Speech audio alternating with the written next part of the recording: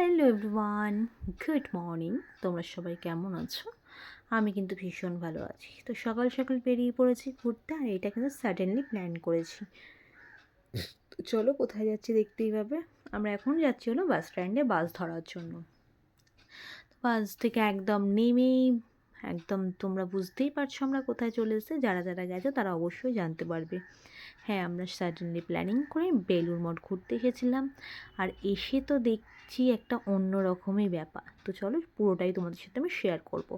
আমরা আগে নেমেই গেছিলাম টিকিট কাটতে, সেদিনকে ওখানেই ভোগ খাওয়ার জন্য সেই প্ল্যান করেই বেরিয়েছিলাম। তো টিকিট কাটতে গিয়ে দেখি টিকিটের কোনো মূল্য লাগবে না সেদিনকে, কারণ সেদিনকে যারা যারা ইচ্ছুক সকলেই খেতে পারো ফ্রিতে একদম, কারণ সেদিন ছিল 172তম সারদা মায়ের জন্মতিথি।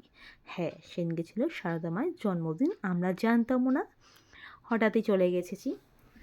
আর গিয়ে দেখি বিশাল অনুষ্ঠান হচ্ছে সেখানে।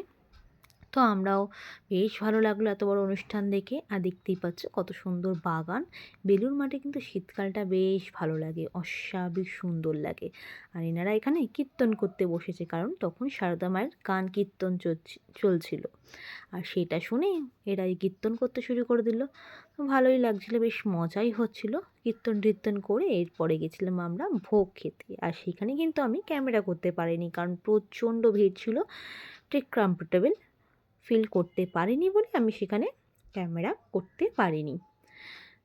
তো যাই হোক, ভোগে ছিল খিচুড়ি ভোগ ছিল, সাথে ছিল চাটনি, আর ছিল লাড্ডু। ভোগের কিন্তু দুর্দান্ত স্বাদ ছিল, আর পেট ভরেই খাওয়ার ছিল, যে যতটা খেতে পারো কোনো সমস্যা ছিল না।